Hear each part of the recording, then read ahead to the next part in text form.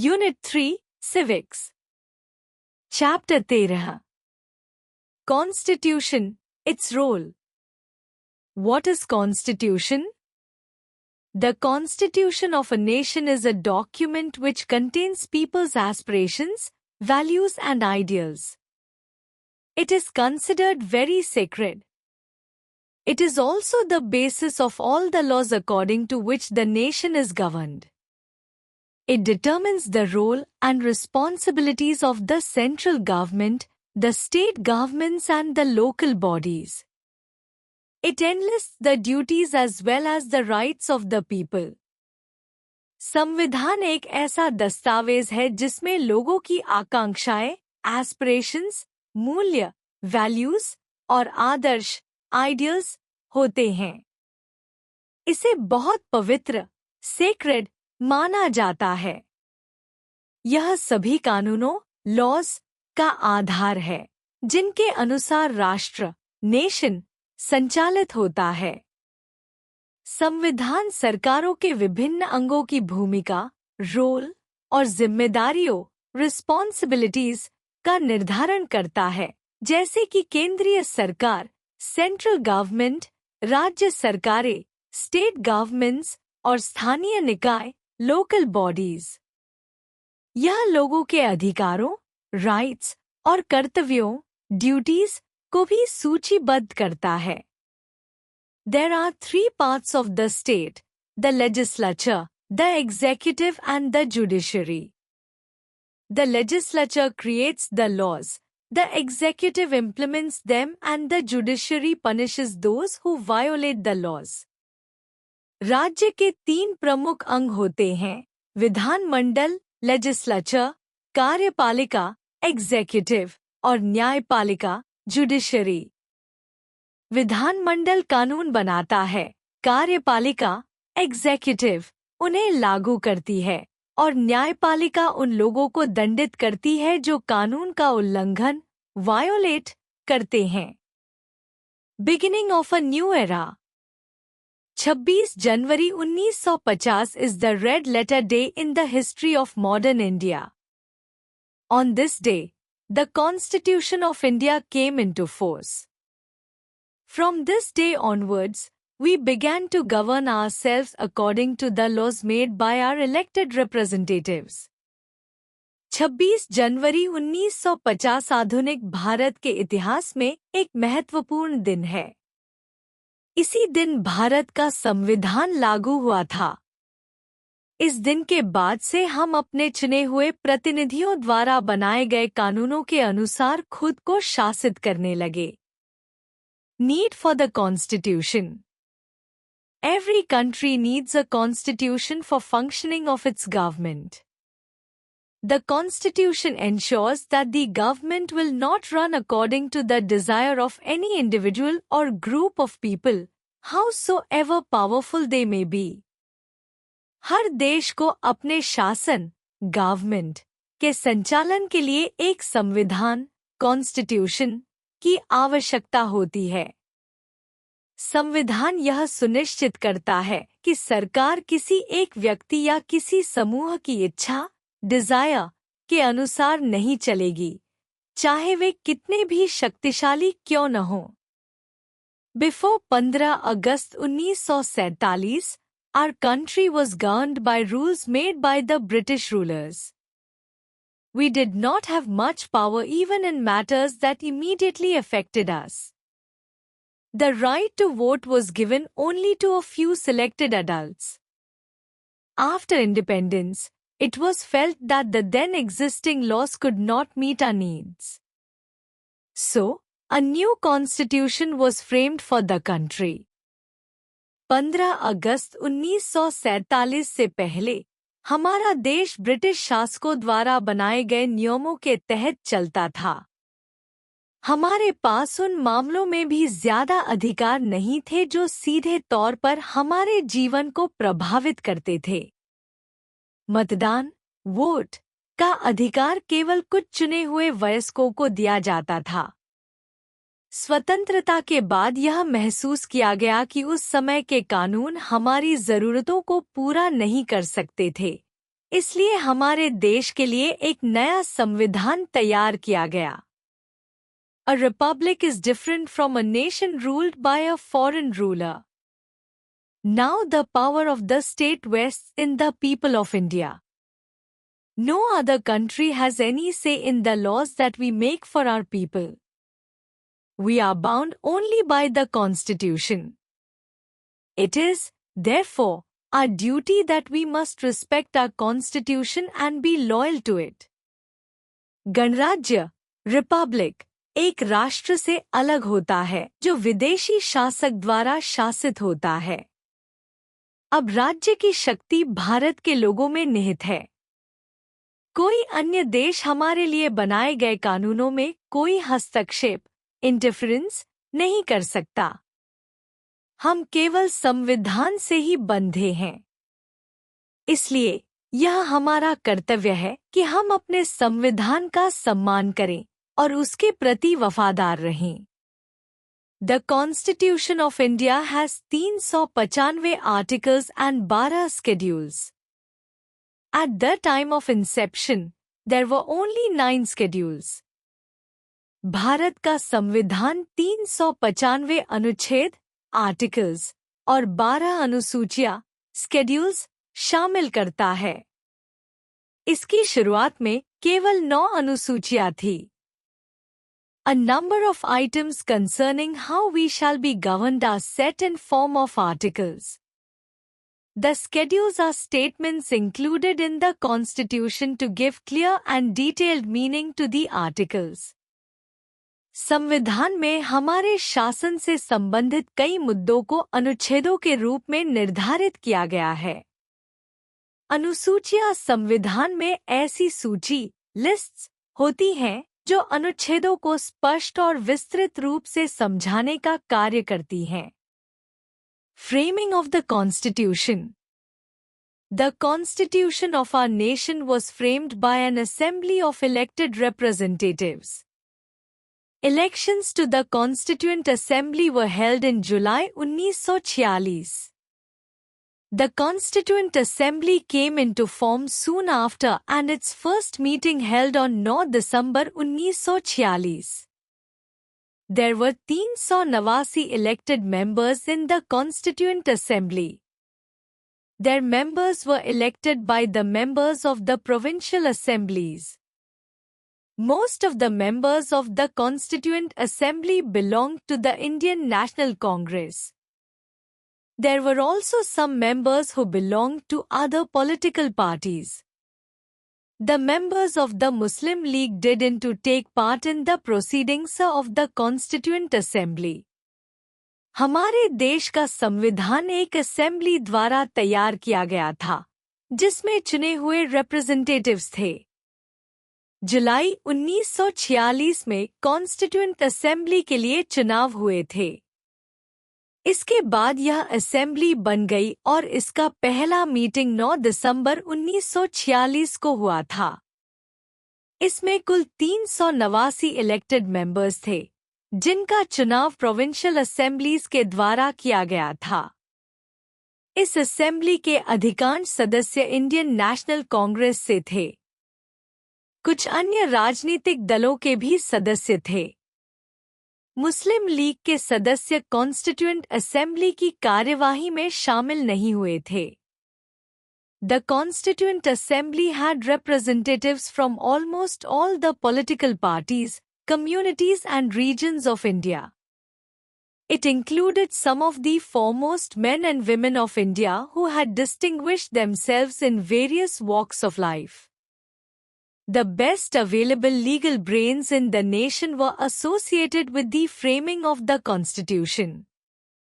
The Assembly was fortunate in having in it several prominent political leaders who had for many years fought for the independence of the country. Dr. Rajendra Prasad, Jawaharlal Nehru, Sardar Vallabhbhai Patel and Maulana Azad were some of the great leaders of the Indian National Congress. Renowned persons like Dr. Shyama Prasad Mukherjee, Frank Anthony and Sardar Baldev Singh, Dr. H.P. Modi, were associated with the framing of the Constitution even though they were not members of the Indian National Congress. Dr. H.P. Modi and Frank Anthony represented the Parsis and the Anglo-Indians respectively.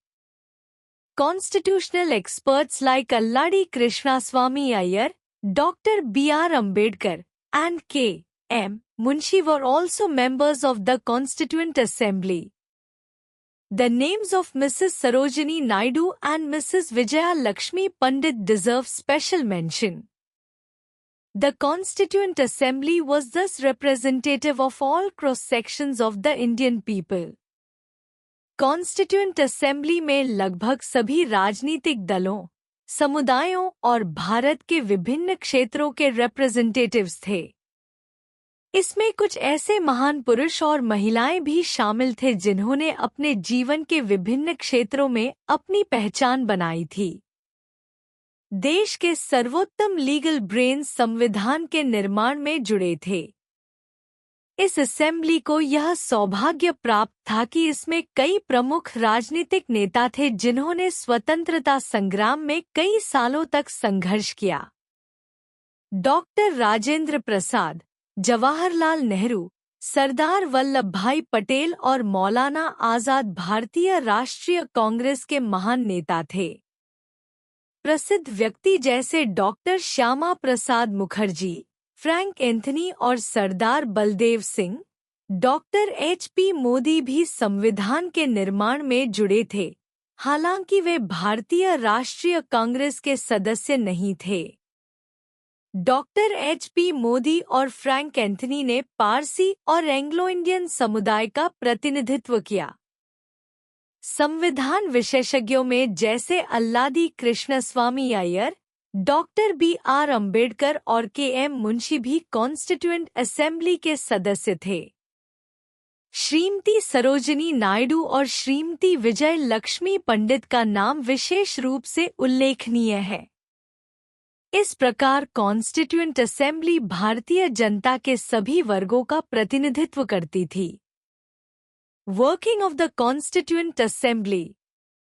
The first meeting of Constituent Assembly was held on 9 December 1946 in the Central Hall of the Parliament. Dr. Rajendra Prasad was unanimously elected the President of the Constituent Assembly. Constituent Assembly की पहली बैठक 9 दिसंबर 1946 को parliament के central hall में हुई थी। Doctor Rajendra Prasad को सर्वसम्मति से प्रेसिडेंट चुना गया।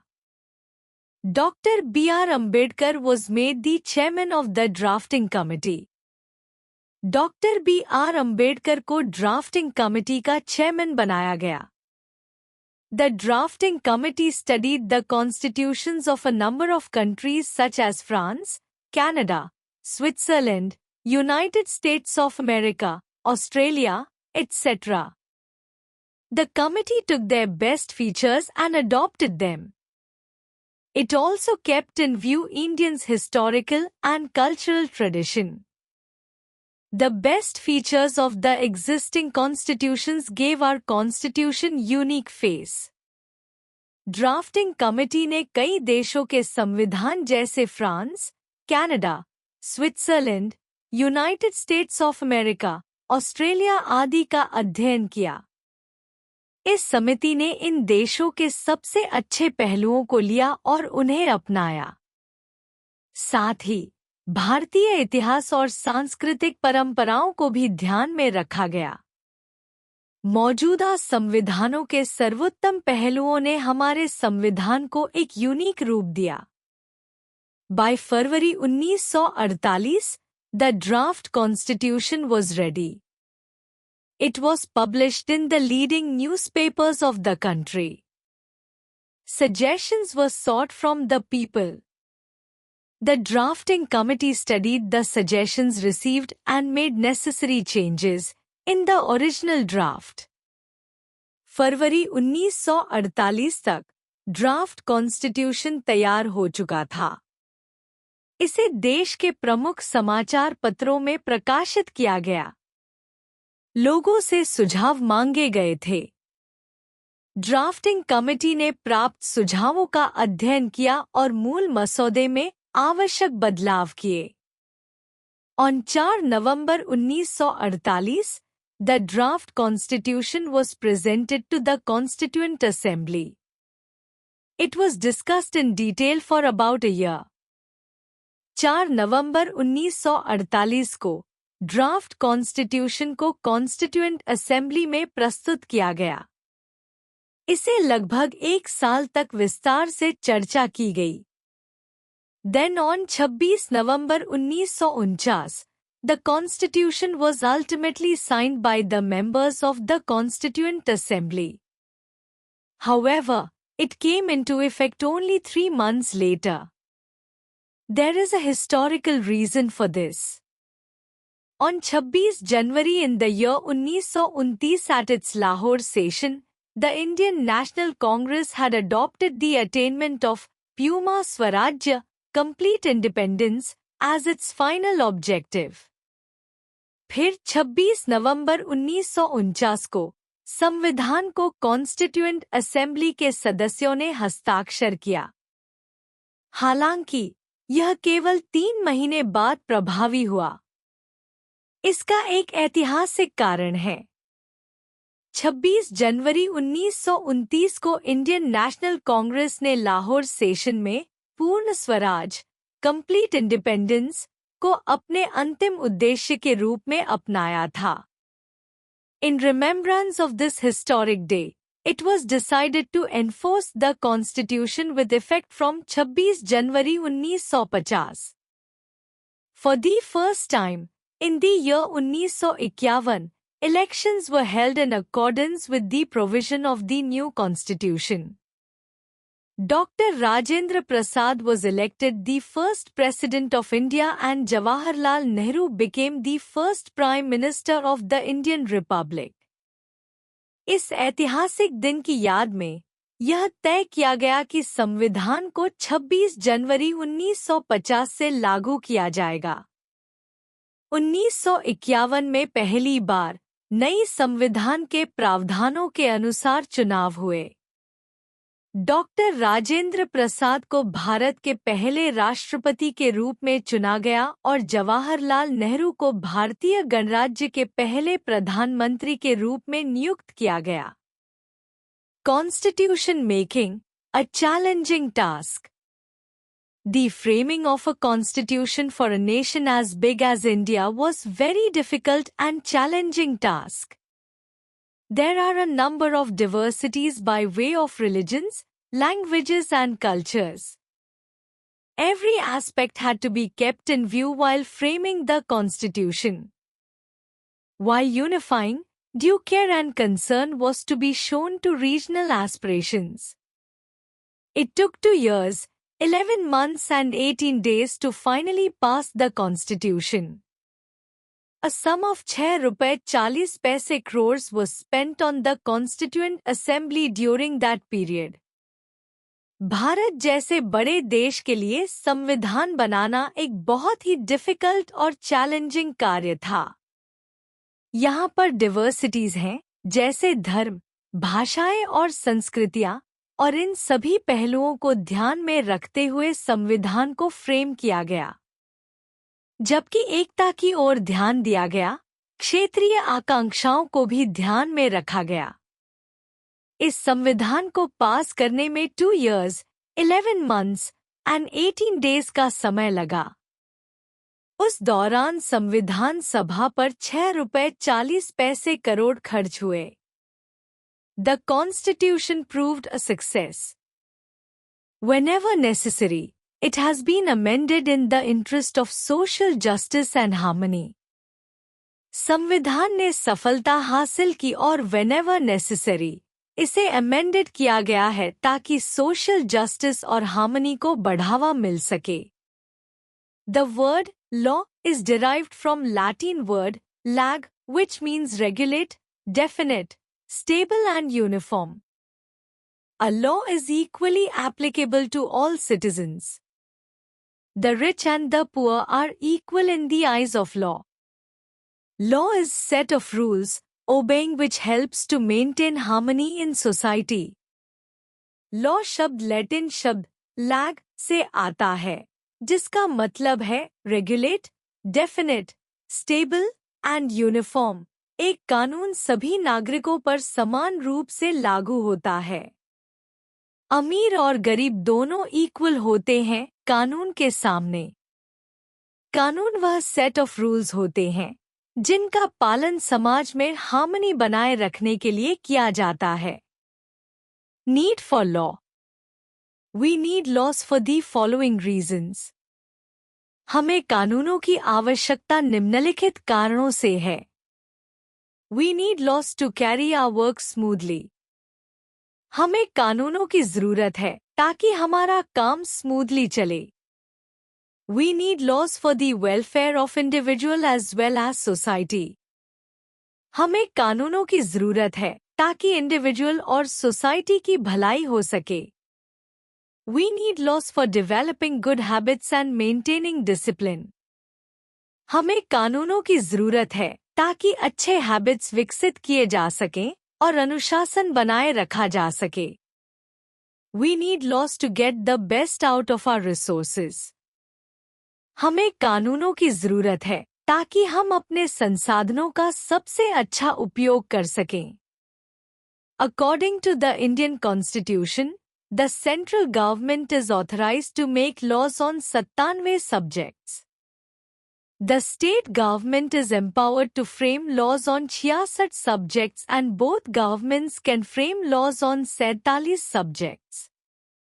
भारतीय संविधान के अनुसार सेंट्रल गवर्नमेंट को 97 विषयों पर कानून बनाने का अधिकार है। स्टेट गवर्नमेंट को 66 विषयों पर कानून बनाने की शक्ति प्राप्त है और दोनों सरकारों को 47 विषयों पर कानून बनाने की शेड पावर है। The major subjects on which the central government frames laws are defense, citizenship, railways, currency, posts and telegraphs and any other matter not listed in the category of state laws and concurrent subjects. Central government जिन मुख्य विषयों पर कानून बनाती है वे हैं defence, citizenship, railways, currency, posts and telegraphs और अन्य कोई भी मामला जो स्टेट लॉज और कॉन्करेंट सब्जेक्ट्स की श्रेणी में नहीं आता है। The states can frame laws on subjects like prison, agriculture, public, health and trade and commerce within the state. States उन विषयों पर कानून बना सकते हैं जैसे प्रिजन, एग्रीकल्चर, पब्लिक हेल्थ और राज्य के अंदर trade and commerce. The local bodies can frame laws on local water supply, property tax, local transport and other civic matters. Local bodies को स्थानीय water supply, property tax, local transport और अन्य civic matters पर कानून बनाने का अधिकार होता है। Meaning of dowry. Dowry is a gift given by the parents of the bride at the time of the marriage of their daughter to the bridegroom and his family. Dowry एक उपहार, gift है जो दुल्हन के माता पिता अपनी बेटी की शादी के समय दुल्हे और उसके परिवार को देते हैं। Meaning of dowry as per law. Gifts demanded by bridegroom or his parents from the parents of the bride at the time of marriage are called dowry. If gift is given voluntarily, it is not considered dowry.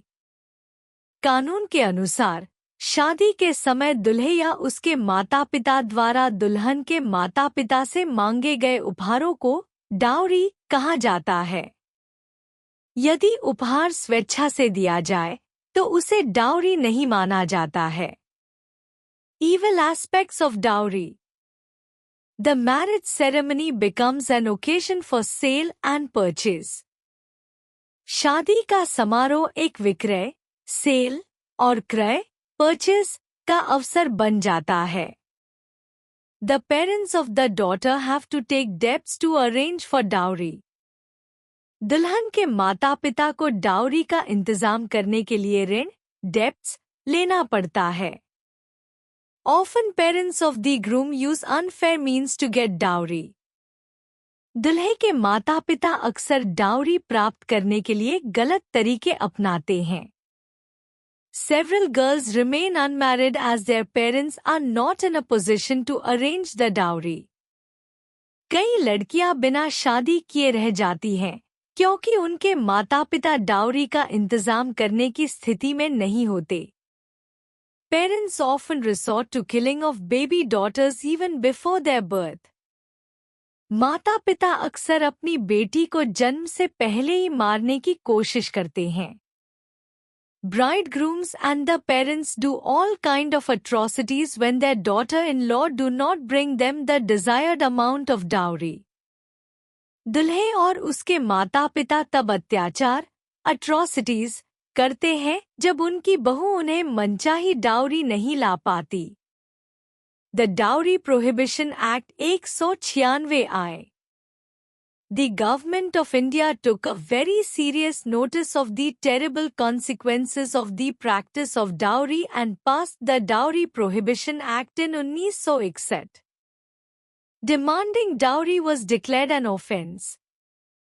According to the Act, the dowry seeker could be imprisoned for 6 months or fined up to Rs 5,000. This step did not prove successful. Bharat सरकार ने दहेज की प्रथा के भयानक परिणामों को गंभीरता से लिया और 1961 में दहेज प्रतिबंधक अधिनियम डाउरी प्रोहिबिशन एक्ट पास किया. दहेज मांगना एक अपराध ऑफेंस घोषित किया गया. इस अधिनियम के अनुसार दहेज लेने वाले को 6 महीने तक की सजा या 5,000 रुपए तक का जुर्माना हो सकता है. हालांकि यह कदम पूरी तरह से सफल नहीं रहा. In case of dowry death, the law provides for imprisonment for over 7 years. यदि दहेज के कारण किसी की मृत्यु होती है, तो कानून में 7 साल से अधिक की सजा का प्रावधान है. In 1983, Dowry Act was amended. According to this amendment, the person, i.e., the husband or the relative of the husband could be punished with life imprisonment with a fine of Rs 15,000. 1983 में दहेज अधिनियम में संशोधन, amendment, किया गया. इस संशोधन के अनुसार व्यक्ति यानी पति या पति के रिश्तेदार को जीवन भर की सजा और 15,000 रुपए जुर्माना किया जा सकता है. The laws framed by the government regarding eliminating dowry have not proved effective. Daily we hear and read news of dowry deaths by various media. सरकार द्वारा दहेज खत्म करने के लिए बनाए गए कानून प्रभावी साबित नहीं हुए हैं. रोजाना हम विभिन्न मीडिया माध्यमों से दहेज मृत्यु, डाउरी डेथ्स की खबरें सुनते और पढ़ते हैं. There is an acute need for strong movement against this evil practice. The sooner this evil practice ends, the better it would be for India's future. इस बुराई के खिलाफ एक मजबूत आंदोलन की सख्त आवश्यकता है. जितना जल्दी यह बुराई समाप्त होगी, भारत के भविष्य के लिए उतना ही बेहतर होगा. Role of the Constitution in determining the legitimacy of the law. संविधान का कानून की वैधता निर्धारित करने में भूमिका. Democratic states accept the right of the people to express their views on every action of the government. Law is no exception. The condition is that dissent should be expressed in peaceful manner. Acts of violence must not be resorted to. लोकतांत्रिक राज्य, democratic states, जनता के अधिकार को स्वीकार करते हैं कि वे सरकार की हर कार्रवाई पर अपनी राय व्यक्त कर सकें. कानून भी इस नियम से बाहर नहीं है. यह शर्त है कि असहमतिपूर्वक विरोध, डिसेंट, को शांति से व्यक्त किया जाए. हिंसा के रास्ते का सहारा नहीं लिया जाना चाहिए. Prohibition. Prohibition implies the act of stopping by law the manufacture, transportation and sale of alcoholic liquors except for medicinal purposes. Prohibition का मतलब है कानून द्वारा शराब और मादक पदार्थों, अल्कोहलिक लिकर्स के निर्माण, परिवहन और बिक्री, सेल को रोकना, सिवाय चिकित्सा उद्देश्यों, मेडिसिनल पर्पसेस के। Constitutional provisions on prohibition, Article 47 under Directive Principles of State Policy, the state shall try to bring about prohibition of the consumption except for medicinal purpose of intoxicating drinks and drugs which are injurious to health. राज्य मादक पेय और दवाओं के seven को रोकने की कोशिश करेगा, सिवाय चिकित्सा उद्देश्य के, जो स्वास्थ्य के लिए हानिकारक हैं। The issue of prohibition comes under the authority of the states, i.e., the policy related to prohibition is to be followed by states. निषेध, prohibition, का मुद्दा राज्यों के अधिकार क्षेत्र में आता है। यानी, राज्यों को अपनी नीति के अनुसार यह तय करना है कि वे निषेध कानून को कैसे लागू करेंगे। Prohibition और anti-liquor campaign. During the freedom struggle, anti-liquor campaigns were launched in different states. Gandhiji in this regard had said, "If I were appointed dictator for 1 hour for India, the first thing I would do would be to close without compensation all liquor shops."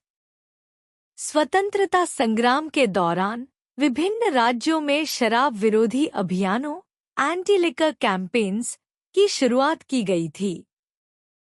इस संदर्भ में गांधी जी ने कहा था, यदि मुझे भारत के लिए 1 घंटे के लिए तानाशाह, डिक्टेटर, नियुक्त किया जाता, तो सबसे पहले मैं बिना मुआवजे के सभी शराब की दुकानों को बंद करवा देता। Consumption of liquor is a grave social problem. Liquor is intoxicating and under its influence, people lose their sense. Quarrels also take place sometimes among people. Consumption of liquor is also injurious to health. शराब का seven एक गंभीर सामाजिक समस्या है। शराब मादक, intoxicating होती है और इसके प्रभाव में लोग अपना होश खो देते हैं।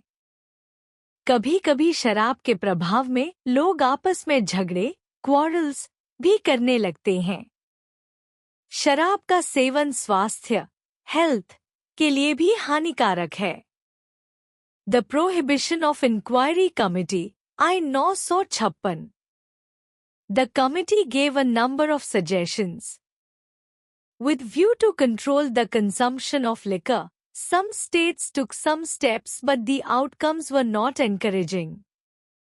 समिति ने शराब के सेवन को नियंत्रित, कंट्रोल करने के लिए कई सुझाव दिए थे। कुछ राज्यों ने इन सुझावों के आधार पर कदम उठाए, लेकिन इसके परिणाम, आउटकम्स, उत्साहजनक नहीं रहे। The state of Gujarat has achieved some success in enforcing the prohibition laws. Gujarat राज्य ने निषेध कानूनों को लागू करने में कुछ सफलता प्राप्त की है। इसका मतलब है कि गुजरात ने शराब पर प्रतिबंध लगाने में कुछ अच्छे परिणाम हासिल किए हैं, लेकिन यह पूरी तरह से प्रभावी नहीं हो सका है। On the whole, it is to be said that the policy of prohibition has not been successful. It is a matter of serious concern that some sections of society which boast of modernization consider consumption of liquor status symbol. कुल मिलाकर यह कहा जा सकता है कि शराब पर प्रतिबंध, प्रोहिबिशन की नीति सफल नहीं रही है। यह एक गंभीर चिंता का विषय है कि समाज के कुछ हिस्से शराब के सेवन को स्टेटस सिंबल मानते हैं। इसका मतलब है कि कुछ लोग इसे अपनी सामाजिक स्थिति, सोशल स्टेटस को दिखाने का तरीका मानते हैं, जो समाज के लिए एक गलत संदेश भेजता है। genuine and consistent efforts required to get rid of social evils like dowry and use of intoxicants.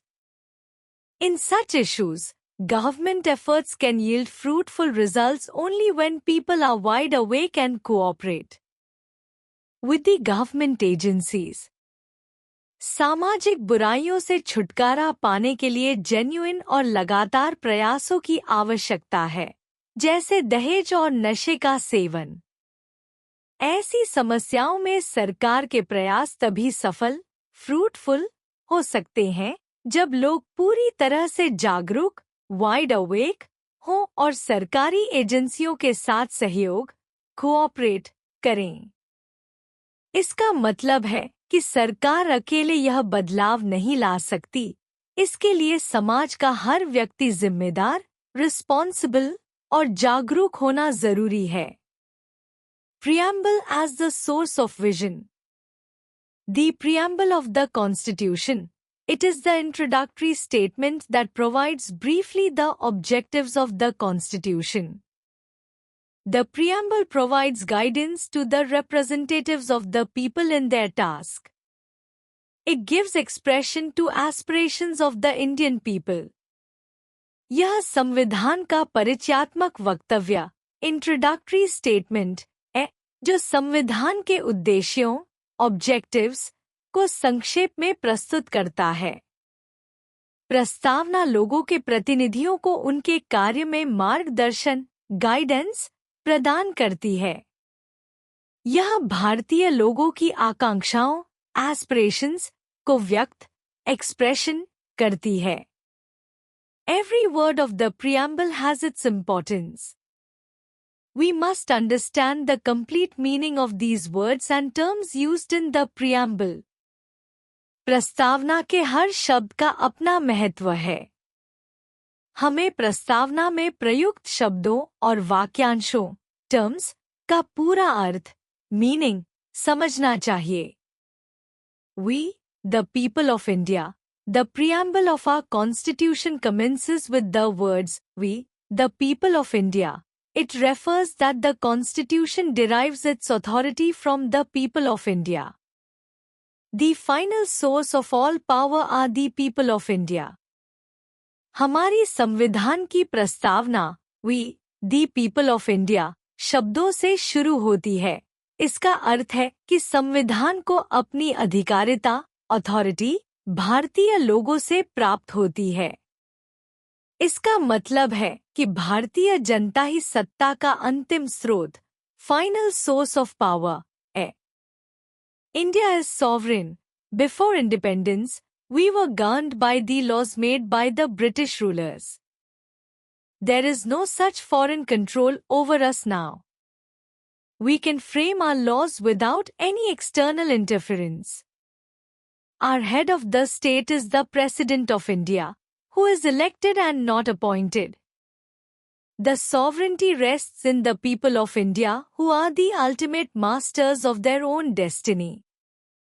स्वतंत्रता से पहले हम ब्रिटिश शासकों द्वारा बनाए गए कानूनों से शासित होते थे। अब हमारे ऊपर कोई विदेशी नियंत्रण, फॉरेन कंट्रोल नहीं है। हम अपने कानून बिना किसी बाहरी हस्तक्षेप, एक्सटर्नल इंटरफेरेंस के बना सकते हैं। हमारे राज्य प्रमुख, head of the state, Bharat के राष्ट्रपति होते हैं, जिन्हें चुना जाता है, न कि नियुक्त, अपॉइंटेड किया जाता है। संप्रभुता, सॉवरेंटी भारतीय जनता के पास है, जो अपनी किस्मत, डेस्टिनी के अंतिम मालिक हैं। India is democratic. The great thinker and President of United States of America, Abraham Lincoln, 1861 से 65 AD, defined democracy as the government of the people, by the people and for the people. In our country, it is through our elected representatives that the state policies are made and implemented for the welfare of our people. America के महान विचारक और राष्ट्रपति Abraham Lincoln ने लोकतंत्र, democracy को लोकतंत्र, लोग द्वारा, लोगों के लिए के रूप में परिभाषित किया था। हमारे देश में यह हमारे चुने हुए प्रतिनिधियों के माध्यम से होता है कि राज्य की नीतियां, स्टेट पॉलिसीज बनाई जाती हैं और हमारे लोगों की भलाई, वेलफेयर के लिए लागू, इम्प्लीमेंटेड की जाती हैं। Elections are held every 5 years. The people of India elect their representatives for the state assemblies and the parliament at the center. No tax can be levied on any citizen except through the authority of the parliament, a state legislature or a local body. हर 5 साल में चुनाव होते हैं। भारत के लोग राज्य विधानसभा और संसद, पार्लियामेंट के लिए अपने प्रतिनिधियों का चुनाव, इलेक्ट करते हैं। कोई भी कर, टैक्स किसी नागरिक पर संसद, राज्य विधानमंडल या स्थानीय निकाय, लोकल बॉडी की अनुमति के बिना नहीं लगाया जा सकता है। India is a republic. In a republic system, no external authority has any say in the affairs of the country. Before independence, the Queen or King of Britain happened to be the constitutional head of India. But with the introduction of our constitution, we have become republic and our elected representatives in the parliament and state legislatures have equal freedom. गणराज्य, Republic व्यवस्था में किसी भी बाहरी प्राधिकरण, external authority को देश के मामलों, अफेयर्स में कोई हस्तक्षेप से नहीं होता। स्वतंत्रता से पहले भारत की संवैधानिक प्रमुख, कॉन्स्टिट्यूशनल हेड, ब्रिटेन की रानी या सम्राट, क्वीन और किंग होते थे। लेकिन हमारे संविधान के परिचय के साथ हम एक गणराज्य, रिपब्लिक बन गए हैं और हमारे चुने हुए प्रतिनिधि, इलेक्टेड रिप्रेजेंटेटिव्स, संसद, पार्लियामेंट और राज्य विधानसभाओं, स्टेट लेजिस्लेचर्स में समान स्वतंत्रता, इक्वल फ्रीडम रखते हैं। India is secular. In India, the laws of the state do not show discrimination for any particular religious group. The freedom to follow faith of one's choice is guaranteed in the Constitution. In terms of employment, no restrictions can be imposed on the basis of person's religion. Bharat में राज्य के कानून, laws of the state, किसी विशेष धार्मिक समूह, religious group के लिए भेदभाव, डिस्क्रिमिनेशन नहीं करते। किसी भी धर्म, फेथ को अपनाने की स्वतंत्रता, फ्रीडम, संविधान में सुनिश्चित, गारंटीड की गई है। रोजगार, एम्प्लॉयमेंट के संदर्भ में किसी व्यक्ति के धर्म के आधार पर कोई प्रतिबंध, रिस्ट्रिक्शंस नहीं लगाया जा सकता। India is socialist. Our constitution aims at establishing socialist society. The constitution aims at providing measures through which economic disparities may be diminished. It does not mean that government intends to make the rich people poor. The intention is to raise the standard of living of people who are economically backward. There are special provisions in the Constitution that allow the government to make legislation for protecting the interests of the weaker sections of the society. हमारा संविधान, Constitution, एक Samajwadi, socialist समाज की स्थापना, establishing का उद्देश्य रखता है। संविधान का उद्देश्य यह सुनिश्चित करना है कि आर्थिक विषमताएं, इकोनॉमिक डिस्पैरिटीज कम की जा सकें। इसका यह मतलब नहीं है कि सरकार का उद्देश्य अमीरों, रिच पीपल को गरीब बनाना है। उद्देश्य यह है कि आर्थिक रूप से पिछड़े, इकोनॉमिकली बैकवर्ड लोगों का जीवन स्तर, स्टैंडर्ड ऑफ लिविंग बढ़ाया जाए। संविधान में ऐसे विशेष प्रावधान, स्पेशल प्रोविजंस हैं जो सरकार को समाज के कमजोर वर्गों, वीकर सेक्शंस के हितों की रक्षा, प्रोटेक्टिंग द इंटरेस्ट्स के लिए कानून बनाने की अनुमति देते हैं। Economic justice is ensured through provisions like minimum wage and equal opportunities for employment in commercial organizations. आर्थिक न्याय, इकोनॉमिक जस्टिस, ऐसे प्रावधानों के माध्यम से सुनिश्चित एंश्योर्ड किया जाता है जैसे न्यूनतम वेतन, मिनिमम वेज, और वाणिज्यिक संगठनों, कमर्शियल ऑर्गेनाइजेशंस में रोजगार के समान अवसर, इक्वल अपॉर्चुनिटीज फॉर एम्प्लॉयमेंट। इसका मतलब है कि गरीब और कमजोर वर्गों के लिए भी समान अवसर सुनिश्चित किए जाते हैं ताकि उनकी आर्थिक स्थिति में सुधार हो सके। Political justice means that there is liberty to have any political views, but they must not go against the interest of the nation as whole. Similarly, there is the freedom to vote for any recognized political party in the country. किसी भी राजनीतिक दृष्टिकोण, political views, रखने की स्वतंत्रता, liberty है, लेकिन ये दृष्टिकोण पूरे राष्ट्र, nation, के हित के खिलाफ, against the interest, नहीं होने चाहिए। इसका अर्थ है कि हर नागरिक को अपनी राजनीतिक राय, political opinion, रखने का अधिकार है, लेकिन यह राय देश की एकता और अखंडता, यूनिटी एंड इंटेग्रिटी, के खिलाफ नहीं होनी चाहिए। इसके अलावा देश में किसी भी मान्यता प्राप्त राजनीतिक पार्टी, रिकग्नाइज्ड पॉलिटिकल पार्टी, को वोट देने की स्वतंत्रता भी है। इसका मतलब है कि हर नागरिक को यह अधिकार है कि वह अपनी पसंद की पार्टी को चुन सके जो लोकतांत्रिक, डेमोक्रेटिक प्रणाली का हिस्सा है। Liberty and equality. The constitution provides that no citizen shall be deprived of his freedom. There can be no detention without proper authority of law. There is also the freedom of expression and speech. Equal opportunities are ensured to all citizens for their fullest development.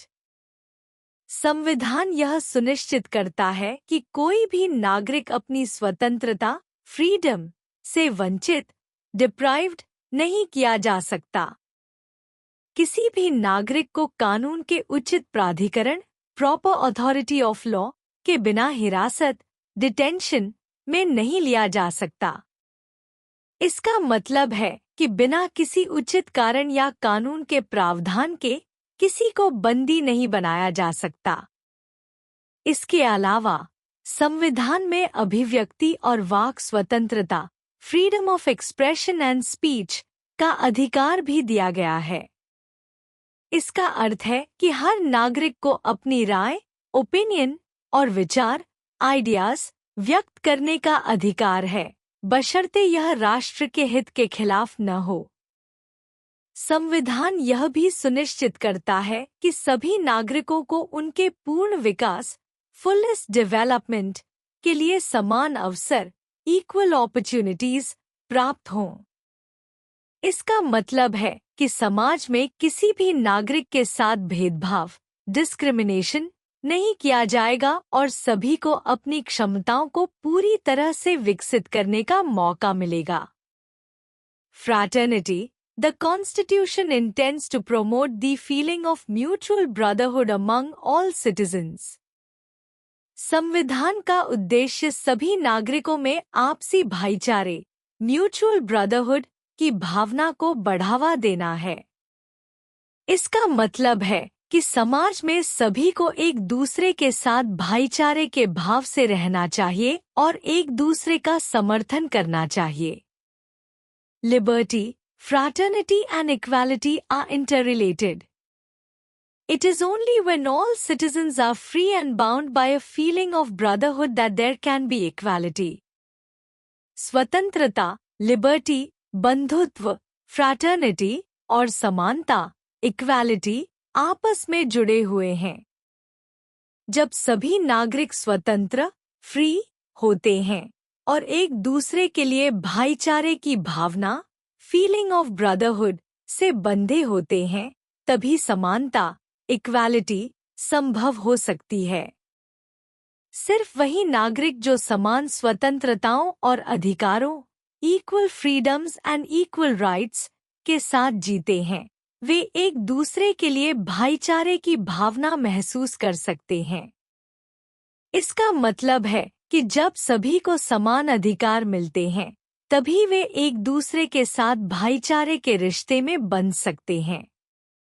Similarly, only citizens with equal freedoms and equal rights can have a feeling of brotherhood for each other. Equality before law and a feeling of brotherhood for each other alone can ensure that there will be real freedom. कानून के सामने समानता, equality before law और एक दूसरे के लिए भाईचारे की भावना, फीलिंग ऑफ ब्रदरहुड, ही असली स्वतंत्रता, रियल फ्रीडम, सुनिश्चित कर सकती है। इसका मतलब है कि जब सभी को कानून के सामने समान अधिकार और सम्मान मिलेगा, तो वास्तविक स्वतंत्रता का अनुभव होगा। The Constitution provides that all men are born equal and free. So it guarantees to them these basic freedoms. संविधान यह प्रदान करता है कि सभी मनुष्य समान और स्वतंत्र, इक्वल एंड फ्री पैदा होते हैं। इसलिए यह नागरिकों को इन बुनियादी स्वतंत्रताओं, बेसिक फ्रीडम्स का गारंटी देता है। Meaning of secularism. Secularism denotes equal regard for the religious sentiments of all people. All people have the freedom to follow any religion in India. Secularism means that all are free to profess or preach the faith of their liking. धर्मनिरपेक्षता, secularism का मतलब है सभी लोगों के धार्मिक भावनाओं, religious sentiments के प्रति समान सम्मान, इक्वल रिगार्ड। भारत में सभी लोगों को किसी भी धर्म को अपनाने, फॉलो की स्वतंत्रता है। धर्मनिरपेक्षता का मतलब यह है कि सभी को अपनी पसंद के धर्म को मानने, प्रोफेस या प्रचारित करने, प्रीच की स्वतंत्रता है। Doctor B.R. Ambedkar, the principal architect of the Constitution, was of the view that secular does not mean that the state shall not take into consideration the religious sentiments of the people. The secular state means that the parliament shall not impose any particular religion upon the people. Doctor B.R. Ambedkar, जो संविधान के प्रमुख निर्माता थे, का मानना था कि धर्मनिरपेक्षता का मतलब यह नहीं है कि राज्य, स्टेट, लोगों के धार्मिक भावनाओं को नजरअंदाज करे। धर्मनिरपेक्ष राज्य का मतलब है कि संसद, पार्लियामेंट लोगों पर कोई विशेष धर्म नहीं थोपेगा। Secularism treats all religions on equal footing and accepts freedom of religion. धर्मनिरपेक्षता, सेक्युलरिज्म, सभी धर्मों को समान, इक्वल फुटिंग मानती है और धर्म की स्वतंत्रता, फ्रीडम ऑफ रिलीजन को स्वीकार करती है। इसका मतलब है कि कोई भी धर्म दूसरे धर्म से श्रेष्ठ नहीं है और सभी को अपने धर्म को मानने का समान अधिकार है। Secularism believes in religious coexistence and people following different religions can live side by side. धर्मनिरपेक्षता धार्मिक सहअस्तित्व, religious coexistence में विश्वास करती है, यानी विभिन्न धर्मों के लोग एक दूसरे के साथ शांति से रह सकते हैं। इसका मतलब है कि लोग विभिन्न धर्मों का पालन करते हुए भी एक साथ रह सकते हैं और समाज में सद्भाव, हार्मनी बना सकते हैं। Constitutional provisions, secularism in fundamental rights. Regarding secularism, the following articles exist in the Constitution of India. धर्मनिरपेक्षता से संबंधित भारतीय संविधान में निम्नलिखित अनुच्छेद, आर्टिकल्स हैं। Article 15, The state does not discriminate against any citizen on grounds of any religion. All citizens have equal access to shops, tanks, wells and public places. राज्य किसी भी नागरिक के साथ धर्म के आधार पर भेदभाव, डिस्क्रिमिनेट नहीं करेगा। सभी नागरिकों को दुकानों, तालाबों, कुओं और सार्वजनिक स्थानों, पब्लिक प्लेसेस तक समान पहुंच, इक्वल एक्सेस प्राप्त है। इसका मतलब है कि किसी भी नागरिक को उसके धर्म के आधार पर सार्वजनिक स्थानों में प्रवेश से रोका नहीं जा सकता। Article 25 I. All citizens are equally free to follow any religion of their choice.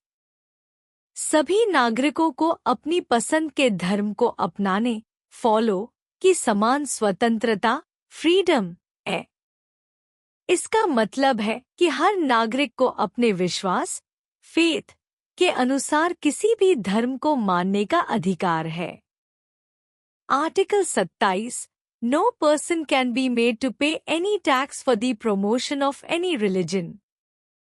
कोई भी व्यक्ति किसी धर्म के प्रचार, प्रमोशन के लिए कर, टैक्स नहीं दे सकता। इसका मतलब है कि किसी भी नागरिक को किसी विशेष धर्म के प्रचार के लिए सरकार द्वारा कर का भुगतान करने के लिए मजबूर नहीं किया जा सकता।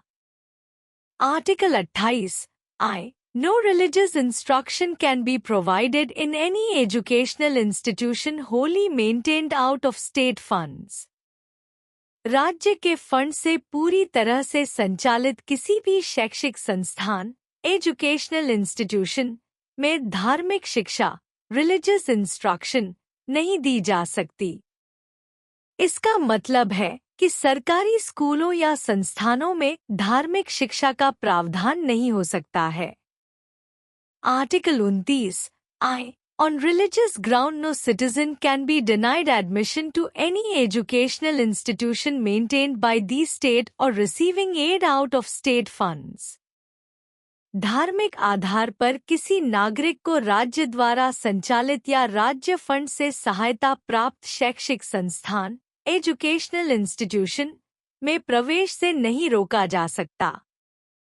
इसका मतलब है कि कोई भी नागरिक, चाहे वह किसी भी धर्म का हो, किसी भी सरकारी स्कूल में प्रवेश पा सकता है। Article 30 It gives right to establish educational institutions to religious and linguistic minorities based on religion or language.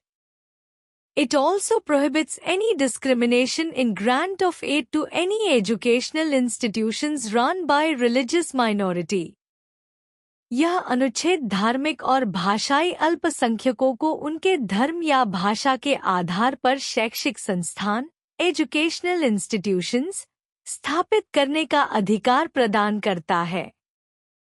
यह किसी भी धार्मिक अल्पसंख्यक द्वारा चलाए जा रहे शैक्षिक संस्थानों को सहायता, एड देने में भेदभाव, डिस्क्रिमिनेशन को भी रोकता है।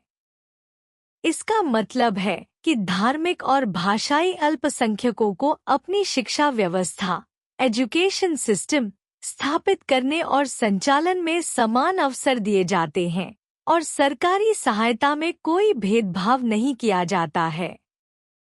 Fundamental rights. Part 3 of the Constitution is devoted to fundamental rights. The following fundamental rights are guaranteed to all citizens. संविधान के भाग 3 में मौलिक अधिकार, फंडामेंटल राइट्स को समर्पित किया गया है। निम्नलिखित मौलिक अधिकार सभी नागरिकों को सुनिश्चित, गारंटीड किए जाते हैं।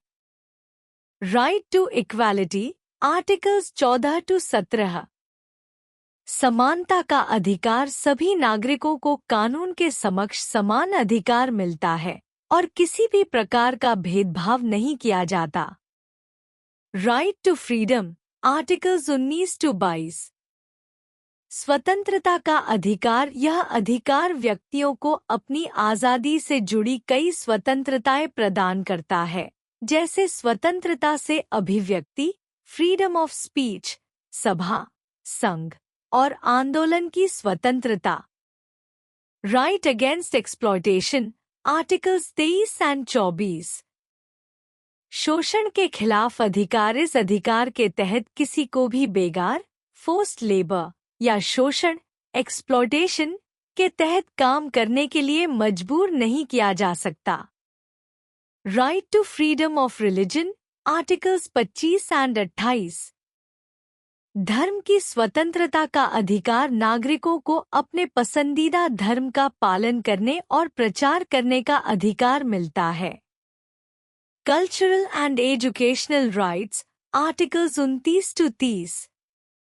सांस्कृतिक और शैक्षिक अधिकार। यह अधिकार अल्पसंख्यक समुदायों को अपने सांस्कृतिक और शैक्षिक अधिकारों की रक्षा, प्रोटेक्शन और प्रसार, प्रमोशन की अनुमति देता है। Right to constitutional remedies, articles 32 and 35। संविधान द्वारा प्रदत्त यह अधिकार नागरिकों को यह सुनिश्चित करता है कि अगर उनके मौलिक अधिकारों, फंडामेंटल राइट्स का उल्लंघन, वायोलेशन होता है तो वे उच्च न्यायालय, हाई कोर्ट और सर्वोच्च न्यायालय, सुप्रीम कोर्ट में जाकर न्याय, जस्टिस प्राप्त कर सकते हैं। यह अधिकार एक महत्वपूर्ण उपाय, रेमेडी है, ताकि नागरिक अपनी स्वतंत्रता और अधिकारों की रक्षा कर सकें। यह अनुच्छेद संसद, पार्लियामेंट को यह अधिकार देता है कि वह संविधान के अनुच्छेद 32 के तहत अधिकारों को लागू करने के लिए कानून बना सकती है। यह विशेष रूप से मौलिक अधिकारों को लागू करने और उनकी रक्षा, प्रोटेक्शन करने के लिए आवश्यक कानून बनाने के लिए संसद को अधिकार प्रदान करता है। Right to education, articles 2A। This articles was inserted in 2002। The original article 45 was amended. यह अनुच्छेद 2002 में संविधान में जोड़ा गया था, जिसमें कहा गया है कि राज्य प्रत्येक बच्चे को जो 6 से 14 वर्ष के बीच का है, मुफ्त और अनिवार्य शिक्षा, फ्री एंड कंपल्सरी एजुकेशन प्रदान करेगा। इसमें पहले के आर्टिकल 45 में संशोधन, अमेंडमेंट किया गया, जो बच्चों के लिए शिक्षा की व्यवस्था करता था। अब यह अधिकार, राइट टू एजुकेशन, सभी बच्चों के लिए अनिवार्य, कंपल्सरी है और उनका शिक्षा प्राप्त करना एक कानूनी अधिकार, लीगल राइट है। इसका उद्देश्य यह है कि हर बच्चे को गुणवत्तापूर्ण शिक्षा मिले और कोई भी बच्चा शिक्षा से वंचित, डिप्राइव्ड न हो। Right to equality, India is very large country. The people belong to various racial groups and follow different religious faiths. People from many nations came in the past and made India their permanent home. The color of their skin is not the same, but despite all these diversities, a common thread of being an Indian runs through them. Our Constitution recognizes this and guarantees equality before law to all citizens irrespective of religion, caste, race, sex और place of birth. Bharat एक बहुत बड़ा देश है. यहाँ लोग विभिन्न जातीय समूहों, रेशियल ग्रुप्स से आते हैं और अलग-अलग धार्मिक विश्वासों, रिलीजियस फेथ्स का पालन करते हैं. बहुत सी जातियां और देश पहले भारत में आकर बस गए और इसे अपना स्थायी घर बना लिया. उनका त्वचा का रंग, स्किन कलर एक जैसा नहीं है, लेकिन इन सभी विविधताओं, डिवर्सिटीज के बावजूद एक सामान्य धागा, कॉमन थ्रेड है जो उन्हें भारतीय होने का एहसास दिलाता है. हमारा संविधान इसे पहचानता है और सभी नागरिकों को कानून के समक्ष समानता, इक्वालिटी बिफोर लॉ का अधिकार देता है, चाहे उनका धर्म, जाति, नस्ल, लिंग या जन्म स्थान कुछ भी हो. All citizens have equal access to public places including places of entertainment, hotels, wells, tanks, roads, ghats, bathing etcetera. सभी नागरिकों को सार्वजनिक स्थानों पब्लिक प्लेसेस तक समान पहुंच इक्वल एक्सेस मिलती है, जिसमें मनोरंजन के स्थान प्लेसेस ऑफ एंटरटेनमेंट, होटल्स, कुएं, वेल्स, तालाब, टैंक्स, सड़कें, रोड्स, घाट, घाट्स, स्नान आदि शामिल हैं।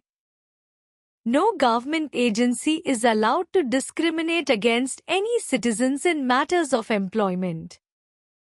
Similarly, while giving admission, schools are not allowed to consider the religion or caste of the students. कोई भी सरकारी एजेंसी, गवर्नमेंट एजेंसी, नागरिकों के साथ भेदभाव, डिस्क्रिमिनेशन नहीं कर सकती, खासकर रोजगार, एम्प्लॉयमेंट के मामलों में। इसी तरह स्कूलों में प्रवेश देते वक्त छात्रों के धर्म या जाति, रिलीजन और कास्ट को ध्यान में नहीं रखा जा सकता। No person can practice untouchability against another citizen. Untouchability has been abolished by law and anyone practicing it can be prosecuted by a court of law and punished with imprisonment up to 6 months or fine of part 100। कोई भी व्यक्ति person दूसरे नागरिक के खिलाफ अछूत प्रथा untouchability का पालन नहीं कर सकता। अछूत प्रथा को कानून लॉ द्वारा समाप्त अबॉलिश्ड कर दिया गया है और इसे अपनाने वाले व्यक्ति को अदालत द्वारा 6 महीने तक की सजा, इम्प्रिजनमेंट या 500 रुपए तक का जुर्माना, फाइन हो सकता है। Marginalized communities and their welfare. The state governments have to make a list of certain castes who were victims of caste system and were considered untouchable in the past. राज्य सरकारों को कुछ जातियों की सूची लिस्ट बनानी होती है जो जातिवाद कास्ट सिस्टम का शिकार विक्टिम्स थी और जिन्हें अतीत में अछूत अनटचेबल माना जाता था। These castes are generally termed as scheduled castes. इन जातियों को सामान्यतः अनुसूचित जातियां scheduled castes कहा जाता है। In addition to scheduled castes, there are also certain tribes that are considered as less advanced. These people have remained economically and educationally backward for centuries. They have been referred to as scheduled tribes. अनुसूचित जातियों के अतिरिक्त कुछ जनजातियां tribes भी हैं जिन्हें पिछड़ा less advanced माना जाता है। ये लोग सदियों से आर्थिक, इकोनॉमिकली और शैक्षिक एजुकेशनली रूप से पिछड़े बैकवर्ड रहे हैं।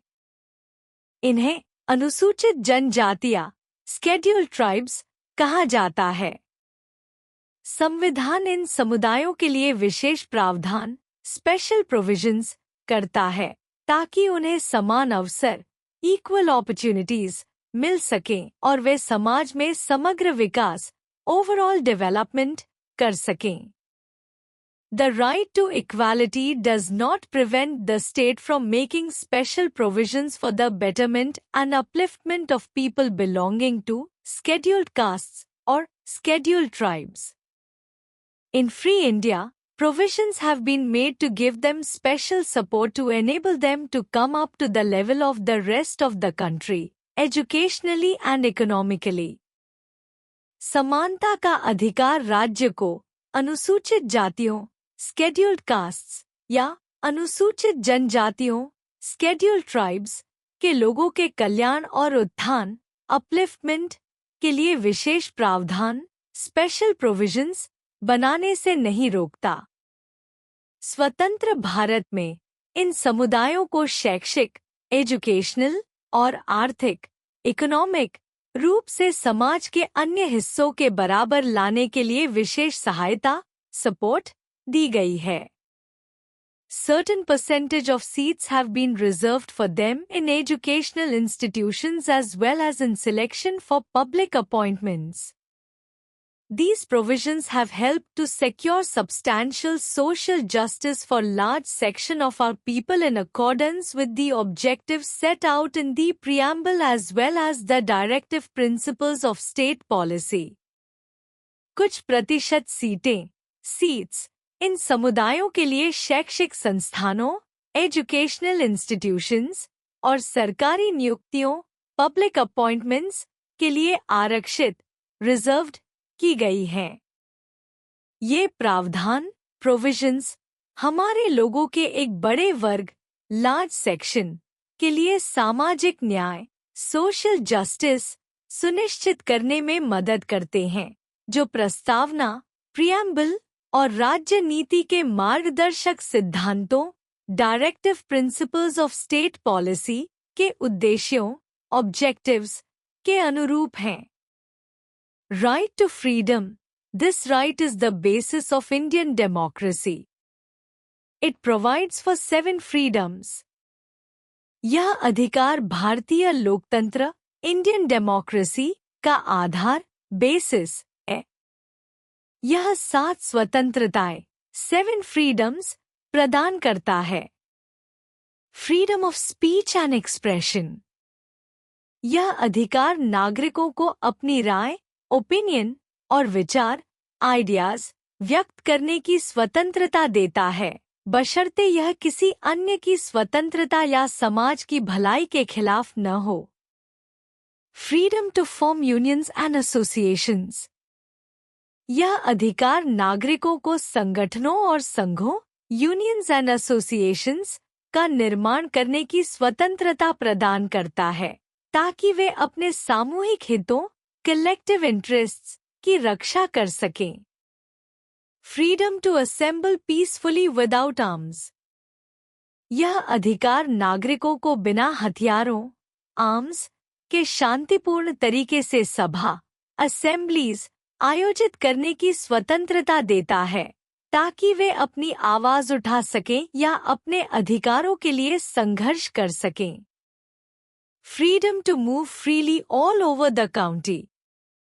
यह अधिकार नागरिकों को पूरे देश में कहीं भी यात्रा ट्रैवल करने और रहने सेटल की स्वतंत्रता प्रदान करता है, ताकि वे अपनी इच्छा से किसी भी स्थान पर जा सकें।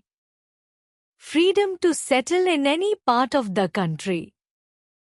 यह अधिकार नागरिकों को देश के किसी भी हिस्से में बसने सेटल का अधिकार देता है, जिससे उन्हें रोजगार और शिक्षा जैसे अवसरों तक पहुंच मिलती है।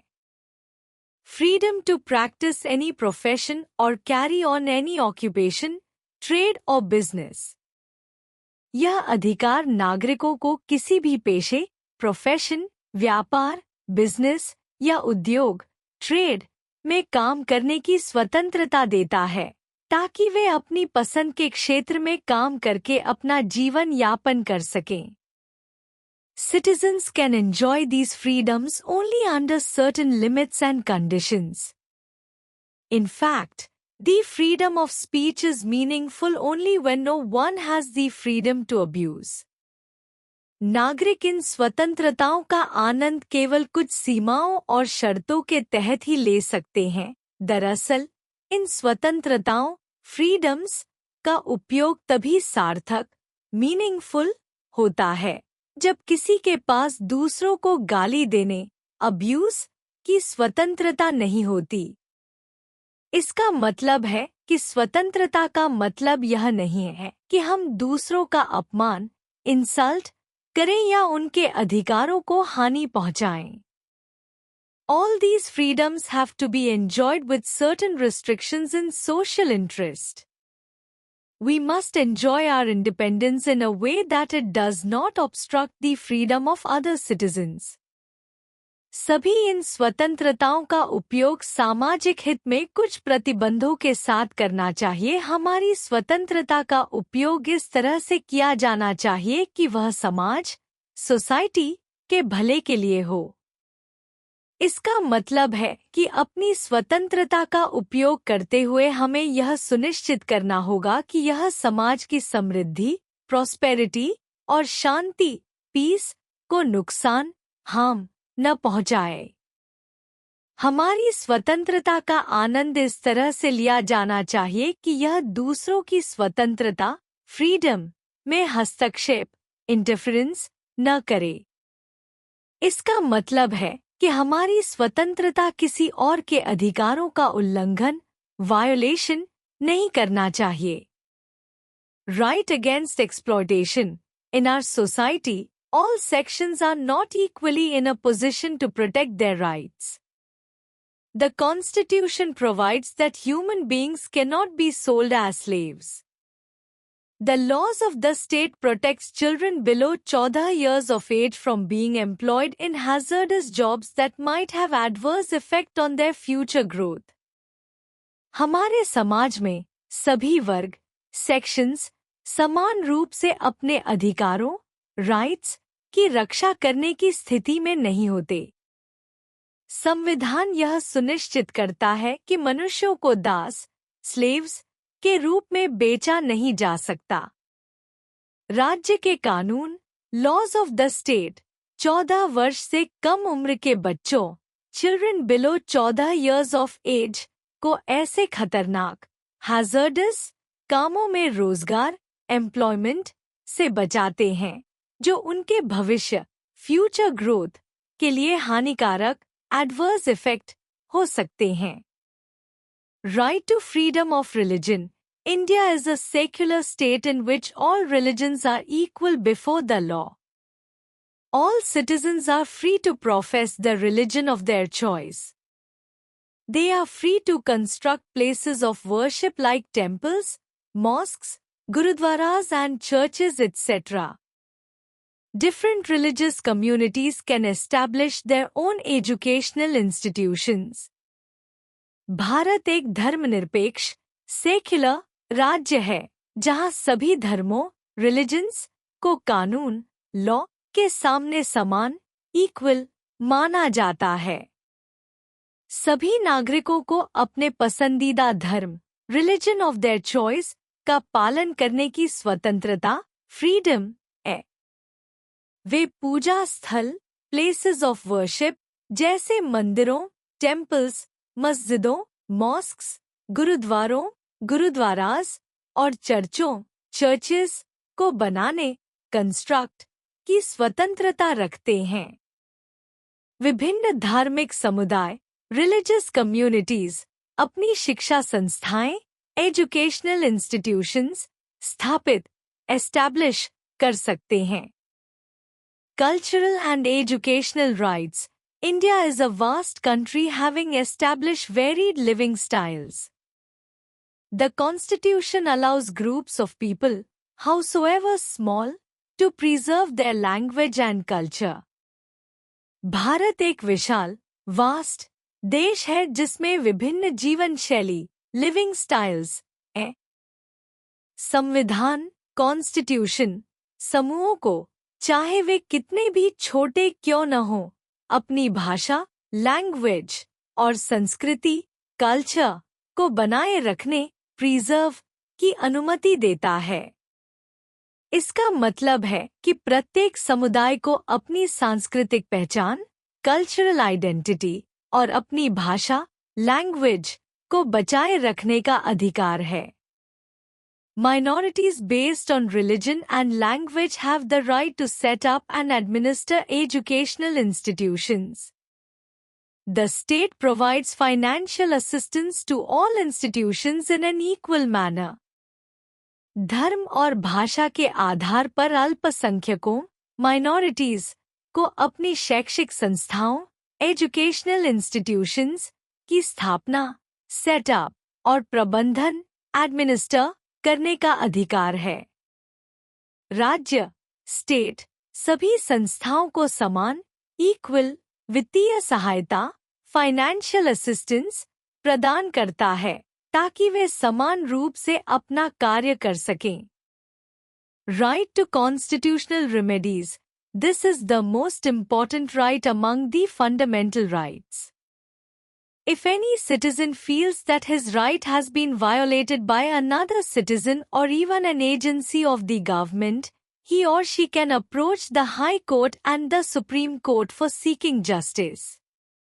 These courts can enforce the fundamental rights guaranteed by the Constitution. यह मौलिक अधिकारों फंडामेंटल राइट्स में सबसे महत्वपूर्ण अधिकार मोस्ट इम्पॉर्टेंट राइट है। यदि किसी नागरिक को लगता है कि उसके अधिकारों का उल्लंघन वायोलेशन किसी दूसरे नागरिक या यहाँ तक कि सरकार के किसी एजेंसी ऑफ द गवर्नमेंट द्वारा किया गया है, तो वह उच्च न्यायालय हाई कोर्ट और सर्वोच्च न्यायालय सुप्रीम कोर्ट से न्याय जस्टिस प्राप्त करने के लिए संपर्क अप्रोच कर सकता है। ये न्यायालय संविधान कॉन्स्टिट्यूशन द्वारा गारंटीड किए गए मौलिक अधिकारों फंडामेंटल राइट्स को लागू एनफोर्स कर सकते हैं और सुनिश्चित कर सकते हैं कि नागरिकों के अधिकारों का उल्लंघन न हो। Fundamental duties. Without duties, there would be chaos everywhere. It is possible to enjoy rights only when others are performing their duties. In fact, duties and right go hand in hand. Society works on the principle, he who takes, gives and he who gives takes. The society can take care of the individuals only if the individuals take care of the society. यदि कर्तव्य duties नहीं होंगे तो हर जगह अराजकता chaos होगी। अधिकार rights का आनंद एंजॉय तभी लिया जा सकता है जब अन्य लोग अपने कर्तव्यों को परफॉर्म देयर ड्यूटीज निभा रहे हों। दरअसल कर्तव्य और अधिकार एक साथ चलते हैं, गो हैंड इन हैंड। समाज सोसाइटी इस सिद्धांत प्रिंसिपल पर काम करता है, जो लेता है वह देता है और जो देता है वह लेता है। इसका मतलब है कि समाज केवल तभी व्यक्तियों इंडिविजुअल्स की देखभाल टेक केयर कर सकता है जब वे समाज की देखभाल टेक केयर ऑफ सोसाइटी करते हैं। Article 5IA Articles 5IA deals with the fundamental duties of the citizens. These duties are as follows. अनुच्छेद 51 नागरिकों citizens के मौलिक कर्तव्यों fundamental duties से संबंधित है। ये कर्तव्य duties निम्नलिखित हैं। Respect for national symbols, to abide by the Constitution and respect its ideas and institutions, the national flag and the national anthem. संविधान का पालन abide by the Constitution करें और इसके विचारों ideas और संस्थाओं institutions, राष्ट्रीय ध्वज national flag और राष्ट्रीय गीत national anthem का सम्मान respect करें। Following noble ideas, to follow the noble ideas which inspired our national struggle for independence. उन उत्कृष्ट विचारों noble ideas का पालन करें जो हमारे राष्ट्रीय संघर्ष national struggle को प्रेरित inspired करते हैं, जैसे स्वतंत्रता संग्राम freedom struggle के दौरान जो आदर्श ideals अपनाए गए थे। Keeping sovereignty intact, to protect the sovereignty, unity and integrity of the nation i.e. India. राष्ट्र की संप्रभुता sovereignty, एकता unity और अखंडता integrity की रक्षा protect करें, यानी भारत इंडिया के अस्तित्व और उसकी संप्रभुता को सुरक्षित रखें। Defending the nation, to defend the nation and ready to render services when called upon to do so. राष्ट्र की रक्षा defend the nation करें और जब भी आवश्यकता हो सेवा देने के लिए तैयार रहें, ready to render services.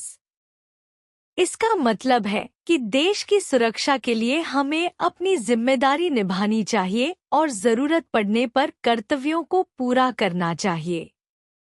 Promoting harmony, to promote harmony and the spirit of common brotherhood amongst all the people of India, transcending linguistic, religious and regional or sectional diversities, to leave out practices derogatory to the dignity of women.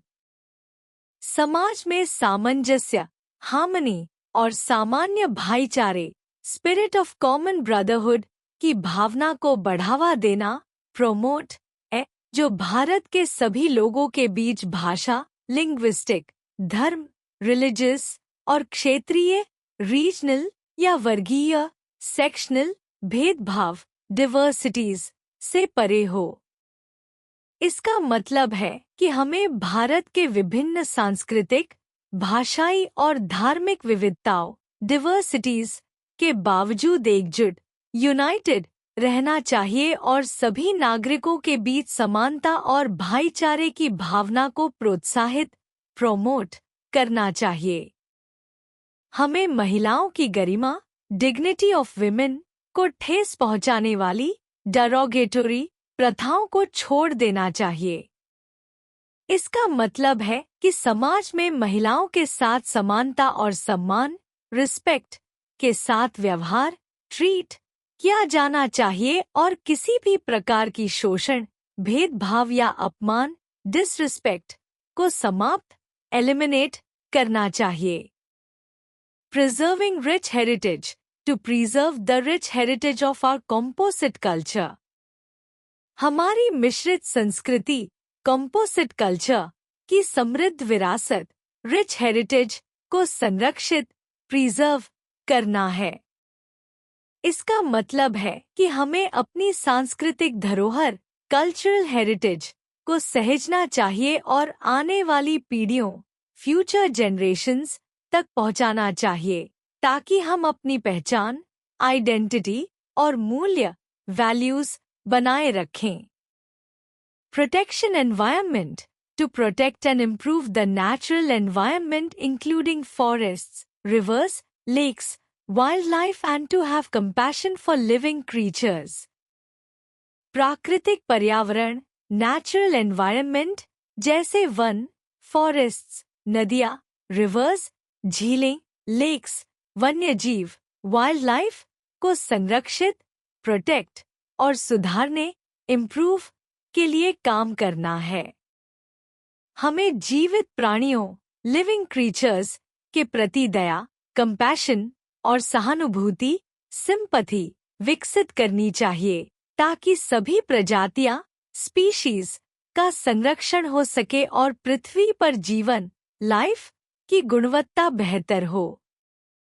Developing scientific spirit, to develop humanism, scientific temper and the spirit of inquiry. मानवतावाद, humanism, वैज्ञानिक दृष्टिकोण, scientific temper और शोध की भावना, spirit of inquiry को बढ़ावा देना है। इसका मतलब है कि हमें खुले दिमाग, ओपन माइंडेडनेस के साथ सोचने, सवाल पूछने, इंक्वायर और दुनिया को समझने, अंडरस्टैंड का वैज्ञानिक तरीका अपनाना चाहिए। Protecting public property, to safeguard public property and condemn and avoid violence. सार्वजनिक संपत्ति, पब्लिक प्रॉपर्टी की रक्षा, सेफगार्ड करना और हिंसा, वायलेंस की निंदा, कॉन्डेम करना और इसे टालना, अवॉइड है।